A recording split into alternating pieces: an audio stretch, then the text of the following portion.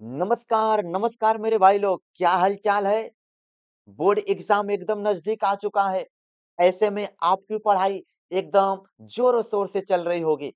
आप लोगों के लिए लेकर आ गए हम रासायनिक अभिक्रियाएँ एवं समीकरण का टॉप बहुविकल्पी प्रश्न और टॉप लघु उत्तरीय प्रश्न। इन सभी क्वेश्चंस को आप ज़रूर से तैयार कर लेना।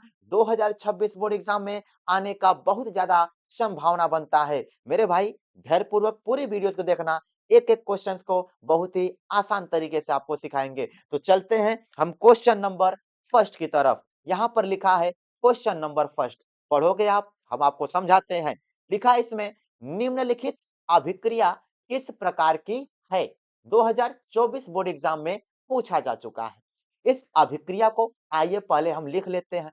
Fe2O3 लिखा है।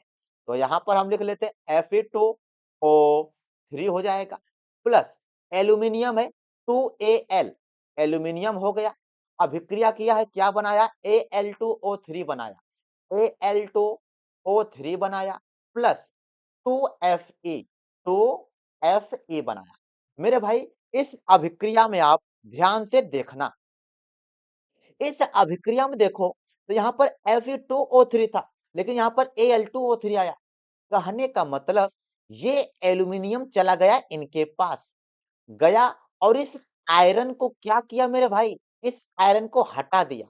हटाने का मतलब निकाल दिया बाहर और यहाँ पर एल्यूमीनियम गया इस ऑक्सीजन के साथ मिल करके Al2O3 यानी कि एल्यूमीनियम ऑक्साइड बना लिया और ये बेचारा आयरन नन्हा सा केला हो गया।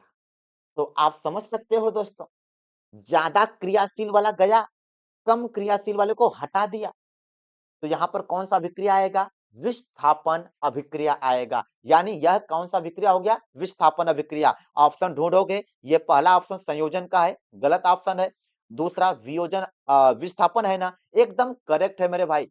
बी वाला ऑप्शन एकदम करेक्ट है। यह विघटन भी नहीं होगा, द्विविस्थापन भी नहीं होगा। आसानी से आप समझ गए होंगे। चलते हैं अब हम क्वेश्चन नंबर 2 के तरफ। आप पढ़ोगे, आपको समझाते। लिखा है कार्बन को वायु में जलाने पर कार्बन डाइऑक्साइड गैस का बनना उदाहरण है। मेरे भाई ये बोल रहे हैं कार्बन को वायु में जलाने पर, तो यहाँ पर हम जला देते हैं। देखो ये कार्बन हो गया, प्लस लगा लेना। दोस्तों जलाने का मतलब ऑक्सीजन के साथ अभिक्रिया कराना होता है, तो इसका ऑक्सीजन के साथ अभिक्रिया कराओगे तो बन जाएगा CO2 मतलब कार्बन डाइऑक्साइड बन जाएगा। मेरे भाई यहां पर देखोगे तो ये कार्बन था, ये ऑक्सीजन था, ये दोनों लोग मिल गए, ये दोनों लोग मिल गए, मिलके सिर्फ एक लोग को बनाए, उसका नाम क्या है? CO2 कार्बन डाइऑक्साइड है। तो दो लोग मिल करके सिर्फ एक चीज बनाए ना, कहने का मतलब यह संयोजन अभिक्रिया है। कौन सा अभिक्रिया है? संयोजन अभिक्रिया। ऑप्शन में ढूंढ लो, ऑप्शन नंबर फर्स्ट लिखा है संयोजन अभिक्रिया, यानी कि ए वाला ऑप्शन करेक्ट हो जाएगा। ये बी ऑप्शन गलत है, सी भी गलत है और डी भी गलत ऑप्शन है। आप समझ गए होंगे। चलेंगे क्वेश्चन नंबर 3 के तरफ। क्वेश्चन नंबर 3 भी लिखा है रासायनिक अभिक्रिया 2024 में पूछा गया है। रासायनिक अभिक्रिया CuSO4, मेरे भाई यहाँ पे हम लिख लेते हैं आपको समझाने के लिए। CuSO4 है, किसके साथ अभिक्रिया करा? आयरन Fe है, Fe के साथ अभिक्रिया किया, बना लिया FeSO4, FeSO4 बनाया प्लस यहाँ पर Cu अकेला हो गया, Cu अकेला हो गया। मेरे भाई आप अभिक्रिया को देखते ही अब पहचान जाओगे कि इसमें क्या हुआ है। देखोगे आप तो यह CuSO4 है। CuSO4 मतलब कॉपर सल्फेट है और ये बेचारा आयरन था। ये आयरन गया किसके पास? CuSO4 के पास। और जैसे ही इनके पास पहुंचा, ये कॉपर बेचारा गरीब सा तनहा सा है, ये कॉपर बेचारा बाहर हो गया। आप देखोगे ये Fe गया इसके साथ तो बना लिया है FeSO4 बना लिया और ये कॉपर बेचारा अकेला तनहा सा रह गया। तो मेरे भाई आप समझ गए होंगे, ये आयरन ज्यादा क्रियाशील है यहाँ पर और ये आयरन गया कॉपर के साथ। ये जो आयरन है ना, ये गया CuSO4 के साथ और ये कॉपर निकल गया इधर तो ये FeSO4 बना लिया। यह विस्थापन अभिक्रिया हो जाएगा। ठीक है? तो विस्थापन अभिक्रिया ढूँढ लोगे, ऑप्शन नंबर ए गलत है, विस्थापन अभिक्रिया। बी वाला ऑप्शन आपका करेक्ट है, सी भी गलत है और डी भी गलत है। मेरे भाई आप समझे होंगे ये विस्थापन अभिक्रिया है, क्योंकि यहाँ पर आयरन ज़्यादा क्रियाशील है, कॉपर कम क्रियाशील है। दोस्तों, यदि क्रियाशीलता का श्रेणी आपको नहीं याद होगा, तो आप कमेंट सेक्शन में ज़रूर बताना, आपको हम एकदम वो भी भंडार तरीके से सिखाएँगे एक नया वीडियो में, ठीक है? चलते हैं क्वेश्चन नंबर 4 की तरफ। ये है क्वेश्चन नंबर 4। लिखा है कैल्शियम नाइट्रेट का रासायनिक सूत्र है। मेरे भाई कैल्शियम नाइट्रेट का जो सूत्र होता है वो है CaNO3 का whole twice, option number B है। लेकिन ये सूत्र कैसे आया है हम ये भी आपको बता देते हैं, लेकिन आपको डायरेक्ट याद कर लेना है। कैल्शियम नाइट्रेट क्या होता है? CaNO3 का होल ट्वाइस। कैसे आया हम बता देते हैं। मेरे भाई जो कैल्शियम होता है ना Ca, और जो नाइट्रेट होता है ना वो होता है NO3 होता है। NO3 मतलब नाइट्रेट, Ca मतलब कैल्शियम। कैल्शियम 2 प्लस होता है, यानी उसके ऊपर 2 प्लस चार्ज होता है। जितना चार्ज होता है उतना लिख दो दोस्तों। ये कैल्शियम का 2 ठे चार्ज होता है। और जो NO3 है यानी नाइट्रेट है, इसका एक चार्ज होता है सिर्फ। इसका एक चार्ज यहाँ पर लिख दो, और दोनों लोग का चार्ज एक दूसरे को दे दो। कैल्शियम को एक दे दो तो ये हो जाएगा Ca1 हो जाएगा, और NO3 के दो दो तो ये हो जाएगा NO3। इसको दो देना दोस्तों तो यहाँ पर कोष्टक लगा देना, इसको दो दे दिए। मेरे भाई इस वन को लगाने का कोई मतलब नहीं है, यहाँ पर लिखोगे CaNO3 का होल ट्वाइस, ये हो गया कैल्शियम नाइट्रेट का फॉर्मूला। आप समझ गए होंगे। ऑप्शन नंबर बी है, आप वैसे भी याद कर लो कैल्शियम नाइट्रेट क्या होता है? CaNO3 का होल ट्वाइस होता है। चलेंगे मेरे भाई क्वेश्चन नंबर 5 की तरफ, आप ध्यान देना, ये है क्वेश्चन नंबर 5। लिखा है जिन अभिक्रियाओं में आयनों के विनिमय से नए यौगिक बनते हैं उन्हें कहते हैं। 2023 में पूछा जा चुका। मेरे भाई आपको सिर्फ एक लाइन याद करा रहे हैं, उसको याद कर लोगे। क्या है? जब आयनों के विनिमय से, जब आयनों के विनिमय से यौगिक बनते हैं ना, समझ जाओ वहां पर द्विविस्थापन अभिक्रिया होता है। ठीक है मेरे भाई, आप द्विविस्थापन पढ़े भी होंगे। वहां पर क्या होता है? आयनों का विनिमय होता है। विनिमय मतलब अदला बदली होता है। तो आप यहाँ पर देखोगे लिखा है आयनों के विनिमय से। जब मेरे भाई आयनों के विनिमय होंगे ना, तो वहां पर द्विविस्थापन अभिक्रिया होता है। एकदम दिमाग में ठोक लेना है। ये क्वेश्चन बहुत इंपॉर्टेंट 2023 में पूछा गया है, 26 में भी आ सकता है। मेरे भाई यहाँ पर देखो तो पहला ऑप्शन है प्रतिस्थापन अभिक्रिया, ये गलत हो जाएगा। उभय अपघटन, उभय अपघटन है। योगात्मक अभिक्रिया है, ये भी गलत होगा। वियोजन, ये भी गलत होगा। मेरे भाई ध्यान देना, द्विविस्थापन अभिक्रिया को ही हम उभय अपघटन अभिक्रिया कहते हैं। याद कर लेना। देखो यहाँ पर द्विविस्थापन नहीं लिखा है, उभय अपघटन लिखा है, यानी बी वाला ऑप्शन करेक्ट हो जाएगा। उभय अपघटन कहो चाहे द्विविस्थापन कहो, दोनों का मतलब कही होता है।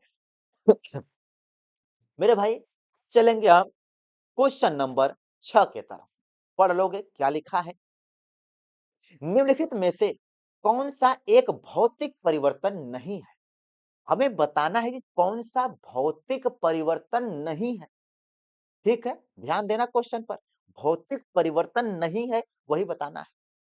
जल के क्वथनांक पर जल वाष्प में बदलना।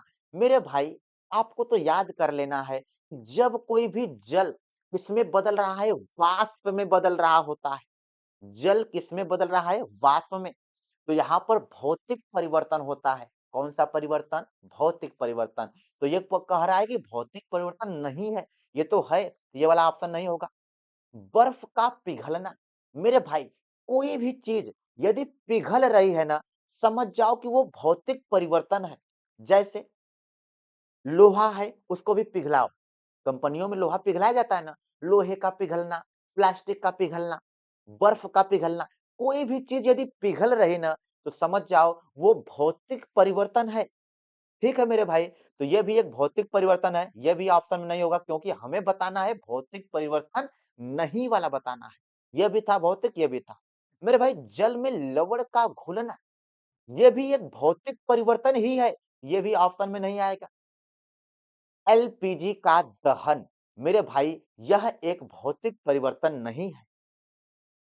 क्यों नहीं है? समझना। जब किसी भी चीज का दहन कराते हैं, दहन करने का मतलब ऑक्सीजन के साथ अभिक्रिया कराते हैं। अभिक्रिया हुआ है, समझ जाओ वहां पर क्या हो गया? रासायनिक परिवर्तन हो गया।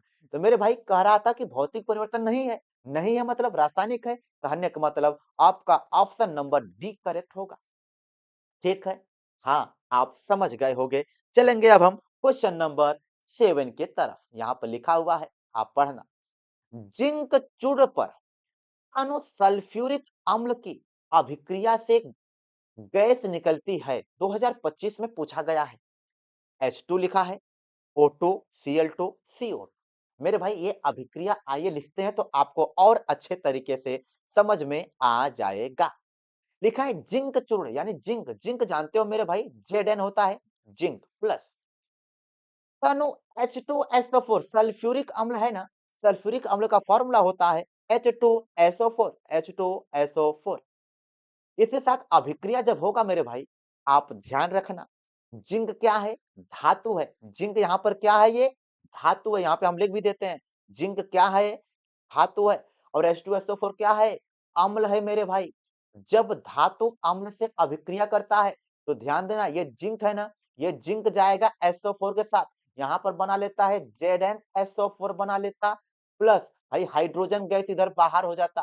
तो मेरे भाई आप ध्यान देना, जब धातु अम्ल के साथ अभिक्रिया करता है तो कौन सा गैस निकलता है? हाइड्रोजन गैस निकलता मेरे भाई। हमने इस अभिक्रिया को लिख करके आपको समझा दिया।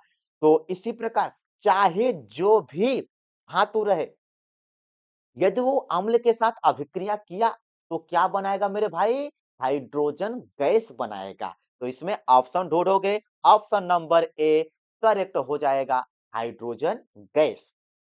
अब हम लेके चलेंगे आपको क्वेश्चन नंबर 8 की तरफ। यह है क्वेश्चन नंबर 8। इसमें लिखा है मेरे भाई, लेड नाइट्रेट का रासायनिक सूत्र, लेड नाइट्रेट का रासायनिक सूत्र बताना है। मेरे भाई आपको याद कर लेना है, लेड नाइट्रेट का जो सूत्र होता है PbNO3 का होल ट्वाइस होता है। कैसे आया? आइए हम आपको बता भी देते हैं।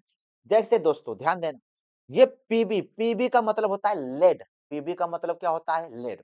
और इसके ऊपर 2 प्लस होता है, कितना होता है? 2 प्लस होता है, तो इसका 2 प्लस यहाँ पे हमने लिख दिया। अब ये तो आपको आना चाहिए, नहीं आ रहा है तो सीधे याद कर लो, क्या? लेड नाइट्रेट का सूत्र PbNO3 का होल ट्वाइस, याद कर लो, क्या दिक्कत है?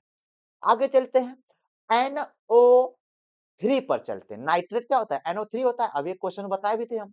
और नाइट्रेट पर एक के माइनस होता है, तो यहाँ पर एक लिखना। ठीक है, ये एक इनको दे दो और ये 2 इनको दे दो, तो ये हो जाएगा Pb1 हो जाएगा NO3 और NO3 का ट्वाइस। मेरे भाई 1 लिखने की कोई जरूरत नहीं है, तो इसको लिख सकते हो Pb, थोड़ा सा और अच्छे से लिख देते हैं, ये हो जाएगा PbNO3 का होल ट्वाइस, यानी कि यही आपका सूत्र हो गया लेड नाइट्रेट का। तो याद कर लो PbNO3 का whole twice. Option number A correct हो जाएगा, बी गलत है, सी भी गलत है, डी भी गलत है, ए वाला ऑप्शन करेक्ट हो जाएगा। मेरे भाई क्वेश्चन नंबर 9 पर चलेंगे अब हम। 9 वाला क्वेश्चन यहाँ पे लिखा है, निम्नलिखित अभिक्रिया, ये यहाँ पर अभिक्रिया लिखा गया है, CaCO3 यानी कैल्शियम कार्बोनेट होता है, और ये इसको उष्मा दिया जाता है मेरे भाई। यहाँ पर ऐसे आप बना लोगे, यानी उष्मा दिया जाता है तो कैल्शियम ऑक्साइड बना लेता है और CO2 कार्बन डाइऑक्साइड बना लेता है। उदाहरण है 2025 में पूछा गया है, ये किसका उदाहरण? तो मेरे भाई ध्यान देना, कैल्शियम कार्बोनेट जिसे हम संगमरमर बोलते हैं, मर क्या नाम है इसका? CaCO3 यानी कैल्शियम कार्बोनेट संगमरमर है। जब इसको हम क्या करते हैं? हीट देते हैं, यानी गर्म करते हैं, तो ये क्या होता है? टूटता है। किसमें टूटता है मेरे भाई? कैल्शियम ऑक्साइड में टूटता है और CO2 कार्बन डाइऑक्साइड में टूटता है। यानी एक चीज देखोगे तो दो चीजों में टूट गया, एक लोग दो लोगों में टूटा है ना, तो मेरे भाई ये किसका उदाहरण हो जाएगा? वियोजन अभिक्रिया का। ठीक है, आप यहाँ पे ऑप्शन मिलाओगे, विस्थापन अभिक्रिया गलत हो जाएगा, द्विविस्थापन गलत हो जाएगा, अपघटन अभिक्रिया और संयोजन, संयोजन भी गलत होगा। अपघटन अभिक्रिया आपका ऑप्शन नंबर सी करेक्ट हो जाएगा। मेरे भाई ध्यान देना, वियोजन अभिक्रिया को ही तो अपघटन अभिक्रिया कहते हैं। अपघटन का मतलब होता है टूटना, अपघटन का मतलब टूटना, अपघटित हो जाना यानी टूट जाना। वियोजन का मतलब भी टूट जाना। तो चाहे अपघटन अभिक्रिया कहो चाहे वियोजन अभिक्रिया कहो, दोनों का मतलब एक ही होता है। तो ऑप्शन नंबर सी यहाँ पर करेक्ट हो गया।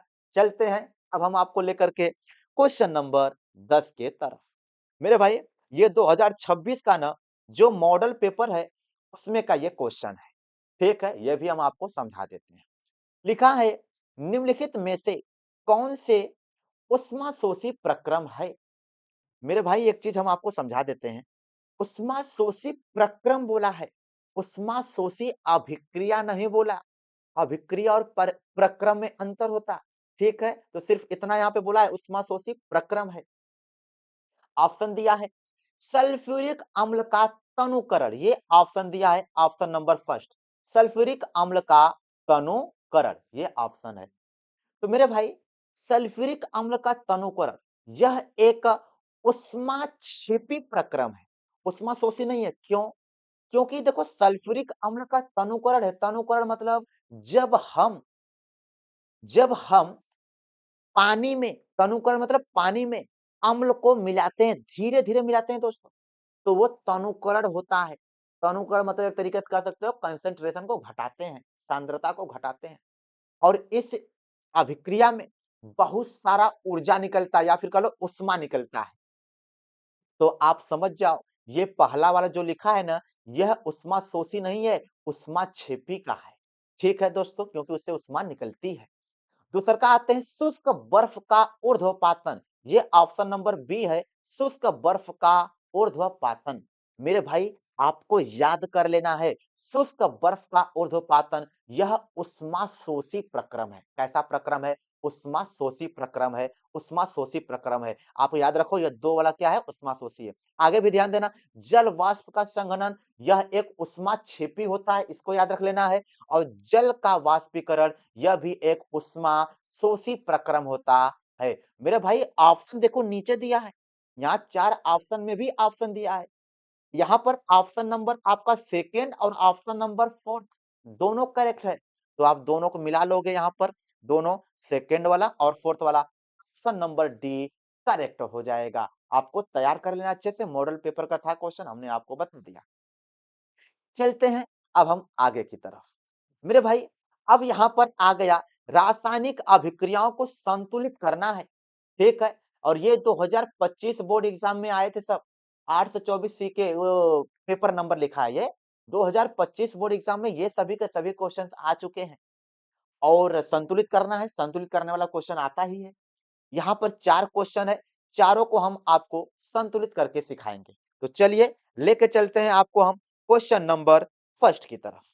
यहाँ पर है question number first, calcium hydroxide, इसका सूत्र होता है मेरे भाई CaOH का होल ट्वाइस, इसको बोलते हैं कैल्शियम हाइड्रोक्साइड।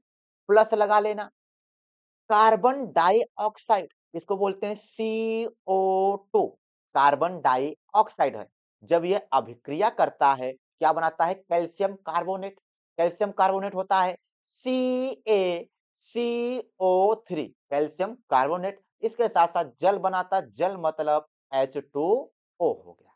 मेरे भाई ध्यान देना, सबसे पहले हम संतुलित करने चलेंगे ना, तो सबसे पहले हम किसको संतुलित करेंगे? धातुओं को याद रख लो, ये एकदम शॉर्ट ट्रिक है। सबसे पहले आप धातुओं को संतुलित कर लेना। जब सभी धातु संतुलित हो जाए, फिर इसके बाद आप जाना अधातु पर। ठीक है, किस पर जाना? अधातु पर। पहले धातुओं को संतुलित करना, फिर अधातुओं को संतुलित करना। मेरे भाई इसके बाद आपको ऑक्सीजन को संतुलित करना है और बाद में आपको शायद ये न दिख रहा होगा, हम यहाँ से मिटाते हैं इनको और दूसरे जगह पे लिखते हैं, ध्यान देना। सबसे पहले हम धातु को संतुलित करेंगे। ठीक है, सबसे पहले किसको संतुलित करेंगे? धातु को। इसके बाद फिर किसको संतुलित करेंगे? अधातु को संतुलित करेंगे। ठीक है, धातु को संतुलित करेंगे, इसके बाद ऑक्सीजन को, फिर एकदम लास्ट में हाइड्रोजन को संतुलित करेंगे। ठीक है मेरे भाई, इतना आपको ध्यान देना है। चलिए इसी क्वेश्चन में चलते हैं, इनको हम मिटा देते हैं। ठीक है, संतुलित करना, यहाँ कैल्शियम है, कैल्शियम हाइड्रोक्साइड है, CO2 इधर बना है। यहाँ कैल्शियम देखो तो ये कैल्शियम धातु है, तो यहाँ पर कैल्शियम कैट है, एक है, इनके सामने कुछ नहीं तो एक होता है ना, तो कैल्शियम कैट है एक, हम लगाएंगे नहीं, यहाँ पर एक होता ही है, कैल्शियम एक है। ठीक है, और इस साइड में देखो भी कैल्शियम कितना है, एक है, कोई दिक्कत नहीं है। आगे देखो मेरे भाई, यहाँ पे कार्बन एक है, और यहाँ पर भी देखो ये कार्बन एक, मेरे भाई ये कैल्शियम है, Ca कैल्शियम है ये। ठीक है, और यहाँ पर एक कार्बन यहाँ पर और एक कार्बन यहाँ पर, कार्बन भी संतुलित है। ऑक्सीजन को मिलाओ तो यहाँ पर देखोगे मेरे भाई, ये 2 ऑक्सीजन यहाँ से मिलेगा और 2 ऑक्सीजन यहाँ से, तो 2-2 4 ऑक्सीजन, और यहाँ पर भी देखो 3 ऑक्सीजन यहाँ से, 1 ऑक्सीजन यहाँ से, 4 ऑक्सीजन। तो आप देखो तो ये पहले से संतुलित है, यह पहले से संतुलित है, तो आप इसी को लिख दोगे, यह पहले से संतुलित है। ठीक है, लिखोगे यह संतुलित है पहले से, ऐसे लिख देना। आगे चलते हैं दूसरे पर, जिंक है, जिंक का मतलब Zn प्लस सिल्वर नाइट्रेट, इसका फॉर्मूला होता है AgNO, AgNO3 होता है, सिल्वर नाइट्रेट AgNO3 होता है। आगे चलते हैं, जिंक नाइट्रेट बनता है, जिंक नाइट्रेट ZnNO3 का होल ट्वाइस होता है, प्लस Ag माने सिल्वर होता है। मेरे भाई ध्यान देना, इसको और हम थोड़ा छोटा-छोटा लिख देते हैं, ये हो जाएगा ZnNO3 का होल ट्वाइस, प्लस इसके साथ-साथ क्या बनेगा यहाँ पर, सिल्वर, सिल्वर मतलब Ag बन गया। ठीक है, और इस तीर को थोड़ा-सा हम हटा करके यहाँ पे कर देते हैं। ठीक, अब मिला लोगे, यहाँ पर जिंक को देखोगे तो यहाँ पर जिंक एक है और यहाँ पर भी जिंक एक है, संतुलित है। सिल्वर देखो यहाँ पर भी एक है, यहाँ पर भी एक है, ये भी पहले से संतुलित है। NO3 नाइट्रोजन एक है, नाइट्रोजन यहाँ पर देखो मेरे भाई, ये वाला 2 इसको दे दो तो नाइट्रोजन कैट हो जाएगा, 2 हो जाएगा। तो यहाँ पर नाइट्रोजन कैट है, एक है, एक, इसको 2 देने के लिए इसके सामने 2 लिखोगे, ये 2 लिख दिए, और जैसे ही 2 करोगे तो Ag 2 हो गया, जब 2 हो गया तो यहाँ पर भी Ag को 2 कर दोगे। ठीक है, आगे चलते हैं, यहाँ पे देखो ये 3 ऑक्सीजन, यहाँ सामने जो लिखा गुणा करते हैं मेरे भाई, ये हो जाएगा 2 तिया 6 ऑक्सीजन, और यहाँ पर देखो 3 है, 2 3 दूनी 6 ऑक्सीजन है, यानी संतुलित हो गया है। ठीक है मेरे भाई, आप समझ गए होंगे, यह हमने क्या कर दिया, संतुलित कर दिया। इन सबको मिटा देते हैं, यहाँ पर 2 लग गया, यहाँ पर 2 संतुलित हो गया। ठीक है, चलेंगे अब हम क्वेश्चन नंबर तीसरे पर। नाइट्रोजन हाइड्रोजन के साथ अभिक्रिया किया तो अमोनिया बनाया। नाइट्रोजन मेरे भाई क्या होता है, N2 होता है, प्लस हाइड्रोजन क्या होता है, H2 होता है, अभिक्रिया करके अमोनिया मतलब NH3 बना दिया। यहाँ पर नाइट्रोजन 2 है, तो यहाँ पर 2 करने के लिए सामने 2 लगा दो। हाइड्रोजन 3 दूनी 6, मेरे भाई ये 2 का गुणा 3 में कर देना, 2 3 6 हाइड्रोजन है, और 6 यहाँ पे चाहिए तो यहाँ पे 3 लगा देना, संतुलित हो गया। ठीक है, आप समझ गए होंगे, यहाँ पर 3H2 हो गया, यहाँ पर 2NH3 हो गया, ये संतुलित हो गया। चलते हैं क्वेश्चन नंबर 4 की तरफ। बेरियम क्लोराइड, बेरियम क्लोराइड होता है मेरे भाई BaCl2, BaCl2, BaCl2 यानी बेरियम क्लोराइड हो गया। प्लस लगाओगे सोडियम सल्फेट, सोडियम सल्फेट होता है मेरे भाई Na2SO4, सोडियम सल्फेट, ये अभिक्रिया करके बनाता है बेरियम सल्फेट, इसका फॉर्मूला होता है BaSO4, बेरियम सल्फेट बनाता है। इसके साथ-साथ सोडियम क्लोराइड यानी NaCl बना लेता है। मेरे भाई ध्यान देना, इसको हम चलते हैं संतुलित करने, पेन पहले हम चेंज कर लेते हैं। हाँ, ध्यान देना, BaCl2 यानी बेरियम क्लोराइड था, यहाँ सोडियम है। मेरे भाई यहाँ पर बेरियम देखो तो एक है, यहाँ पर भी बेरियम एक है, कोई दिक्कत नहीं है। आगे चलते सोडियम पर, क्योंकि ये भी धातु है, तो सोडियम यहाँ पर 2 है, यहाँ पर सोडियम 1 है, तो यहाँ पे क्या लगाओगे 2, सोडियम 2 हो गया। इसके बाद चलते हैं यहाँ पर सल्फर को देखो, तो सल्फर यहाँ पर SO4 में सल्फर 1 है ना, इनके नीचे कुछ नहीं तो 1 होता है ना मेरे भाई, इतना तो आप जानते हो ना। तो सल्फर 1 है, यहाँ पर भी सल्फर कह रहे देखो, सल्फर 1 है। इसके बाद क्लोरीन 2 है, मेरे भाई ये देखो, ये 2 क्लोरीन इसका भी हो जाएगा। 2 जो लिखा है वो सबको देते हैं ना, 2 सोडियम 2 क्लोरीन है। तो क्लोरीन 2 है तो यहाँ पे भी क्लोरीन 2, ऑक्सीजन 4 है तो यहाँ पर भी ऑक्सीजन 4। मेरे भाई यह संतुलित हो चुका है। बेरियम 1 था, SO4 था, 2 Na हो गया, 2 Na हो गया, क्लोरीन 2 थे, 2 थे, एकदम भाई संतुलित है। ठीक है, 4 क्वेश्चन संतुलित कर दिया हमने। आप समझ गए होंगे। चलते हैं अब आगे। 2025 में दोस्तों ये क्वेश्चन पूछा गया है। आप इसको तैयार कर लेना, 2 नंबर में आया था। लिखा है रासायनिक समीकरण द्वारा कारण सहित समझाइए। कॉपर की छड़ को सिल्वर नाइट्रेट के विलयन में डालने पर विलयन का रंग नीला हो जाता है, क्यों? ऐसा पूछा गया है। आपको तैयार कर लेना है मेरे भाई। ये क्या है हम आपको समझा देते हैं। यहां पर है, जब कॉपर को सिल्वर नाइट्रेट के विलयन में डाला जाता है तो कॉपर सिल्वर नाइट्रेट से सिल्वर को विस्थापित कर कॉपर नाइट्रेट बना लेता है। मेरे भाई टेंशन मत लेना, समझाएंगे अभी इसे हम। कॉपर नाइट्रेट नीले रंग का होता है, इसलिए विलयन का रंग नीला दिखाई देता है। यह हमने इसका उत्तर लिखा है। क्या है मेरे भाई, आइए समझना। यहां पर कॉपर है, Cu से क्या हो गया, कॉपर प्लस सिल्वर नाइट्रेट बोला है। सिल्वर नाइट्रेट मतलब AgNO3, AgNO3 सिल्वर नाइट्रेट।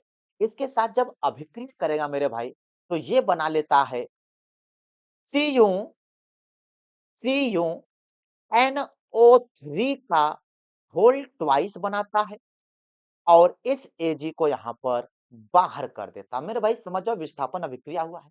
यहाँ पर ये जब कॉपर जो है सिल्वर नाइट्रेट से अभिक्रिया करता है ना, तो बना लेता है कॉपर नाइट्रेट, CuNO3 का whole twice, copper nitrate. Copper nitrate बना है मेरे भाई।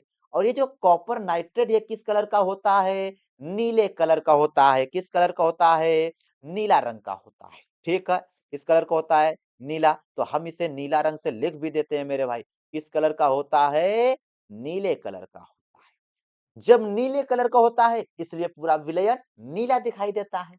बस इतना ही आपको ध्यान रखना है। यह अभिक्रिया भी हमने लिख दिया, एक बार पढ़ देते हैं। जब कॉपर को सिल्वर नाइट्रेट के विलयन में डाला जाता है, यानी कॉपर को सिल्वर नाइट्रेट के विलयन में डाला जाता है, तो कॉपर सिल्वर नाइट्रेट से सिल्वर को विस्थापित कर कॉपर नाइट्रेट बना लेता है। वही मेरे भाई, कॉपर क्या किया, सिल्वर को विस्थापित कर देता है, हटा देता है और यहाँ पर कॉपर नाइट्रेट बना लेता है। और यह कॉपर नाइट्रेट नीले रंग का होता है, इसलिए विलेन का रंग नीला दिखाई देता है। ठीक है भाई, ये नीले रंग का होता है, नीला दिखाई देता है। समझे होगे। आगे चलते हैं। इंपॉर्टेंट है, 2024 बोर्ड एग्जाम में पूछा जा चुका है। आपको तैयार कर लेना मेरे भाई। क्या है, आइए समझाते हैं। लिखा है संयोजन अभिक्रिया क्या है, उदाहरण दीजिए। हमने यहाँ पर लिखा है संयोजन अभिक्रिया क्या है, जब दो या दो से अधिक पदार्थ मिलकर किसी एक पदार्थ का निर्माण करते हैं तो ऐसी अभिक्रिया को संयोजन अभिक्रिया कहते हैं। मेरे भाई बहुत आसान सा है। दो या दो से अधिक पदार्थ है, मिलेंगे एक पदार्थ बनाएंगे तो संयोजन अभिक्रिया हो जाएगा। इसका उदाहरण है, आप लिख सकते हो कार्बन होता है, ऑक्सीजन से अभिक्रिया किया, क्या बना दिया, CO2 यानी कार्बन डाई ऑक्साइड बना दिया। कितना आसान सा है, समझ गए होगे। दूसरा एग्जाम्पल चाहिए, दूसरा भी ले लो आप। जब मेरे भाई कैल्शियम ऑक्साइड के नाम सुने होंगे। कैल्शियम ऑक्साइड मेरे भाई बिना बुझा चूल्हा है, बिना बुझा चूना, कैल्शियम ऑक्साइड है। मेरे भाई जब इसको जल में मिलाया जाता है तो ये बना लेता है CaOH का होल ट्वाइस, यानी कैल्शियम हाइड्रोक्साइड है। ये क्या है, CaOH का होल ट्वाइस कैल्शियम हाइड्रोक्साइड बना लेता है। तो मेरे भाई ध्यान देना, यह संयोजन अभिक्रिया का हमने उदाहरण भी सिखा दिया। अच्छे से तैयार कर लेना, इंपॉर्टेंट है। चलेंगे अब हम आगे का टॉपिक, विस्थापन अभिक्रिया को उदाहरण सहित परिभाषित कीजिए। 2025 बोर्ड एग्जाम में आ चुका है। ठीक है, समझना मेरे भाई। विस्थापन अभिक्रिया क्या होता है, अधिक क्रियाशील कम को हटा देता है, इतना तो है समझना। ऐसी अभिक्रिया जिसमें अधिक क्रियाशील तत्व के परमाणु द्वारा कम क्रियाशील तत्व के परमाणु को हटा दिया जाता है, विस्थापन अभिक्रिया कहलाता है। बहुत आसान सा मेरे भाई, अधिक क्रियाशील वाला आएगा, कम क्रियाशील वाले को हटा देगा, तो वो विस्थापन अभिक्रिया का उदाहरण हो जाएगा। अभी बहुत सारा उदाहरण सामने आया भी था बहुविकल्पी, जब हम आपको सिखा रहे थे। तो मेरे भाई आपको यहाँ पर हम एग्जाम्पल भी सिखा देते हैं। एग्जाम्पल क्या है, ध्यान देना। जैसे मेरे भाई यहाँ पर जिंक है, ठीक है, ये किसके साथ अभिक्रिया करेगा, CuSO4 के साथ। अभिक्रिया भी पहले हम दिखाए थे आपको। तो मेरे भाई ये जिंक आता है, कॉपर को हटा देता है और यहाँ पे बनाता है ZnSO4 यानी जिंक सल्फेट बनाता है और ये बेचारा कॉपर अकेला तन्हा सा रह जाता है। आप समझ रहे होंगे हम क्या कहना चाहते हैं, ठीक है? तो मेरे भाई ये जिंक जो है कॉपर सल्फेट में से कॉपर को हटा दिया, यानी विस्थापित कर दिया, तो ये विस्थापन अभिक्रिया का उदाहरण हो गया। ठीक है, चलते हैं। अब हम आगे का टॉपिक है। आगे का टॉपिक यहाँ पे लिखा है ऊष्माशोषी एवं ऊष्माक्षेपी अभिक्रिया को उदाहरण सहित परिभाषित कीजिए। 2023 और 2025 के पेपर में ये भी पूछा गया है। मेरे भाई आइए समझ आते हैं, एक-एक लाइन का परिभाषा है, आपको आना भी चाहिए। ऐसी अभिक्रिया जिसमें ऊष्मा की आवश्यकता होती है, यानी कोई अभिक्रिया कराना है उसमें ऊष्मा चाहिए, यानी उसे गर्म करना पड़े। जिस भी अभिक्रिया में यदि गर्म करने की बात हुआ कि गर्म करेंगे समझ जाओ, वह ऊष्माशोषी अभिक्रिया है। कैसी अभिक्रिया है? ऊष्माशोषी अभिक्रिया है। मेरे भाई उदाहरण आपको लिखाते हैं, अभी इसके पहले हम आपको समझा भी थे। कैल्शियम कार्बोनेट CaCO3 है। कैल्शियम कार्बोनेट इसका नाम है संगमरमर, नाम बड़ा प्यारा सा है। मेरे भाई जब इसको हम क्या करते हैं, गरम करते हैं, गरम करने का मतलब मेरे भाई इसको उष्मा दिया जाता है, तो हमने यहाँ पर उष्मा बना दिया। जब इसे उष्मा देंगे ना तो यह कैल्शियम ऑक्साइड बना लेता है। इसके साथ-साथ कैल्शियम ऑक्साइड के साथ-साथ यह CO2 यानी कार्बन डाइऑक्साइड बनाता है। ठीक है? कैल्शियम ऑक्साइड और कार्बन डाइऑक्साइड बनाता है। मेरे भाई यह वियोजन अभिक्रिया का भी उदाहरण हो सकता है, कोई दिक्कत नहीं है और यह ऊष्माशोषी का भी है क्योंकि CaCO3 को जब उष्मा देंगे तभी टूटता है। समझे होगे। ठीक उसी प्रकार एक और भी उदाहरण हम आपको लिखा देते हैं, वो भी बड़ा मस्त उदाहरण है लेड नाइट्रेट PbNO3। मेरे भाई इस रुक जाओ ये मज़ा नहीं देगा कलर। इस कलर को हम हटा देते हैं। लेड नाइट्रेट का उदाहरण हम आपको दे देते हैं यहाँ से, ठीक है? PbNO3 का PbNO3 का होल ट्वाइस जब लेड नाइट्रेट को उष्मा दिया जाता है, मेरे भाई ऐसे त्रिभुज जैसा बनाओगे तब भी इसका मतलब होता है उष्मा देना। जब लेड नाइट्रेट को उष्मा दिया जाता है तो यह पीबीओ यानी कि लेड ऑक्साइड बनाता है। इसके साथ-साथ यह NO2 नाइट्रोजन डाइऑक्साइड बनाता है और इसके साथ-साथ O2 यानी ऑक्सीजन गैस बनाता है। तो ये भी किसका उदाहरण हो गए सब? ऊष्माशोषी अभिक्रिया के उदाहरण हो गए। अब आपको सीखना है ऊष्माक्षेपी अभिक्रिया। नीचे मेरे भाई दूसरा परिभाषा लिखा है। आइए पढ़ो। ऐसी अभिक्रिया जिसमें उष्मा निकलती है, ऐसी अभिक्रिया जिसमें उष्मा निकल रही हो, उसे क्या कहते हैं? ऊष्माक्षेपी अभिक्रिया कहते हैं। मेरे भाई इसका भी उदाहरण है, जानते हो ना कार्बन वाला? कार्बन ऑक्सीजन से अभिक्रिया किया था, क्या बनाया था? CO2 बनाया था ना? तो संयोजन का उदाहरण तो यही है, लेकिन मेरे भाई इसमें उष्मा भी निकलता है, इसमें उष्मा भी निकलता है। तो यह आप ऊष्माक्षेपी के भी उदाहरण में लिख सकते हो। ठीक ऊष्माक्षेपी अभिक्रिया, ठीक है? क्योंकि इससे ऊष्मा निकल रहा होता है। मेरे भाई और भी यदि आपको उदाहरण चाहिए, तो आपको एक उदाहरण और अभी हम सिखाए थे पीछे, कैल्शियम ऑक्साइड बिना बुझा-चुना है ना? CaO कैल्शियम ऑक्साइड होता है ना? मेरे भाई जब कैल्शियम ऑक्साइड को जब जल में मिलाया जाता है H2O में, तो क्या बनता था? अभी उदाहरण में हम बताए थे CaOH का होल ट्वाइस बनता है। इसके साथ-साथ भी ऊष्मा ही निकलता है मेरे भाई। बिना ये कैल्शियम ऑक्साइड है, ठीक ना? कैल्शियम ऑक्साइड को जब H2O के साथ अभिक्रिया कराते हैं ना, ये कैल्शियम ऑक्साइड को बोलते हैं बिन बुझा चूना, बिना बुझा चूना। ये जब जल के साथ अभिक्रिया करेगा ना CaOH का होल ट्वाइस बनाता है, कैल्शियम हाइड्रॉक्साइड इसके साथ-साथ भी क्या निकलता है? उष्मा निकलता है। तो हमने आपको सिखा दिया ऊष्माक्षेपी अभिक्रिया को भी। मेरे भाई चलते हैं आगे के टॉपिक पर। अब आपको सिर्फ इतना ही तैयार कर लेना मेरे भाई, यहाँ तक ही, ठीक है? और फिर यदि और भी कोई वीडियोज़ चाहिए तो आप कमेंट सेक्शन में ज़रूर बताइएगा मेरे भाई। आज के लिए बस इतना ही, बाकी आप मेहनत से पढ़ाई-लिखाई करते रहो। आपसे मिलेंगे हम नेक्स्ट क्लास में। बाकी ये हमारा वीडियो कैसा लगा, आप कमेंट सेक्शन में ज़रूर बताया करो। इससे हमको थोड़ा-सा मोटिवेशन मिलता है और हम भी लगातार आपके लिए वीडियोज़ ला पाते हैं। मेरे भाई लोग, चलिए आपका सपोर्ट अपना बनाए रखिएगा। मिलते हैं नेक्स्ट क्लास में, पढ़ाई करते रहें। ऑल दी वेरी बेस्ट मेरे भाई लोग। टाटा, बाय बाय मेरे भाई लोग।